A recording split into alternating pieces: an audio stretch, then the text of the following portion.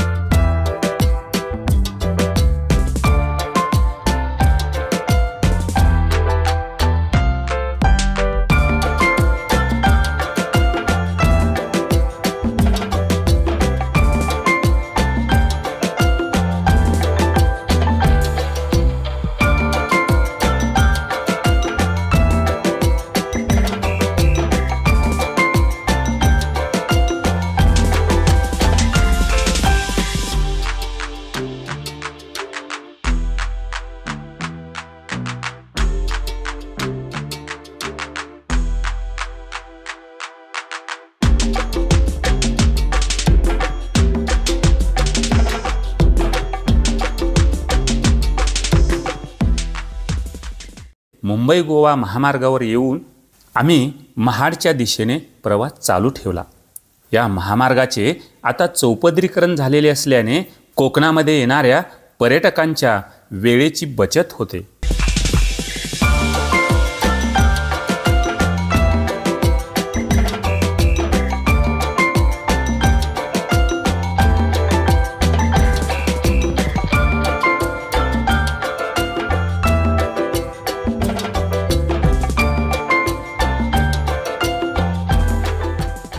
महाडच्या पुढे सावित्री नदी ओलांडून आम्ही महाड भोर मार्गावरील वरंद घाटातील मुख्य खिंडीच्या या वळणावर येऊन पोहोचलो। इथे समोर दिसते कावळा किल्ला उर्फ मनमोहनगडाचे हे पश्चिमेकडील टोक, तर खाली वरंद घाटाचा नयनरम्य नजारा आपल्या दृष्टीस पडतो।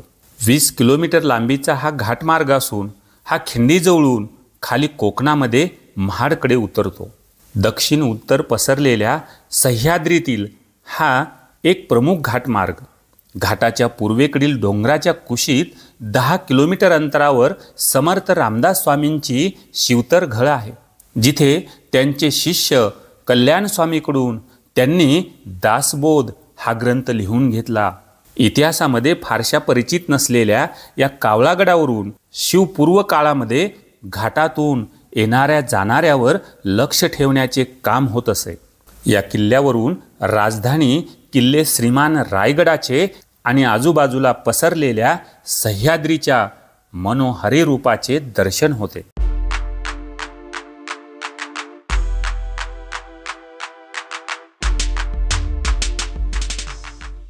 या समोरील कड्याच्या पोटावरून जाणाऱ्या निसरड्या वाटेने किल्ल्यावर आपल्याला जाता येते, मात्र वेळेअभावी आम्ही किल्ल्यावर जाऊ शकलो नाहीत। मग इथेच आपल्या मावळ्यांनी एकच जयघोष केला, छत्रपती शिवाजी महाराज की जय जय भवानी, जय शिवाजी, जय जय जय जय जय भवानी, जय जय जय जय शिवाजी। खंडोबाच्या नावानं चांगले। 1857च्या सुमारास ब्रिटिशांनी ही घाटाची वाट तयार केली। आता घाटातील महामार्गाचे काम चालू असल्याचेही दिसले। इथे जमलेल्या माकडांना खाऊ देऊन सावधपणेच माकडांच्या गराड्यातून आम्ही पुढे वाघजाई मंदिराकडे आलो। मंडळी, आपल्या या पूर्वजांपासून इथे जरा सावध राहिलेलेच बरे, कारण अन्नासाठी सरावलेली असंख्य माकडे इथे आपला पिच्छा सोडत नाहीत।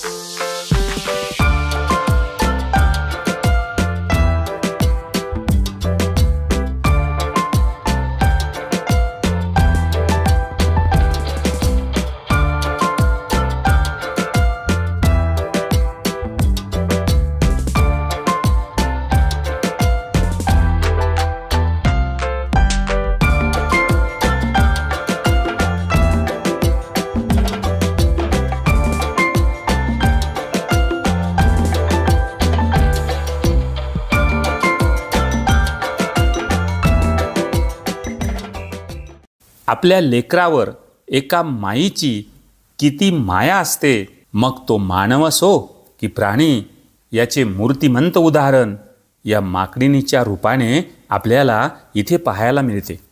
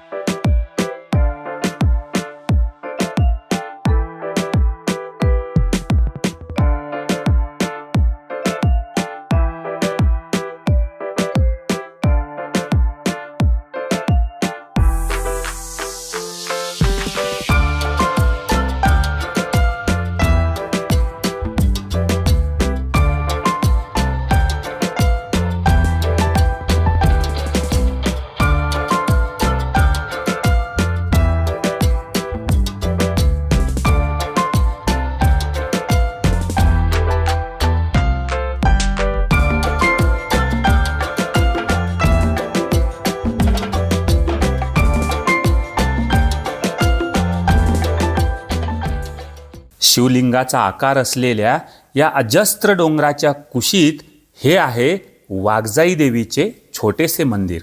नावावरून ही निसर्ग देवता वाटते. मंडळी, शेवटी निसर्ग हाच देव असतो. महाड आणि भोरला जोडणारा हा प्रमुख मार्ग असल्याने दिवसभर पर्यटकांची इथे वर्दळ असते. इथे चहा पाण्यासाठीची ही छोटी छोटी दुकाने आहेत. पावसाळ्यात घाटाचे निसर्ग सौंदर्य बहरलेले असते, तेव्हा हा घाट पर्यटकांनी गजबजून गेलेला असतो. आता मात्र माणसे कमी आणि माकडे जास्त असे चित्र इथे पाहायला मिळते.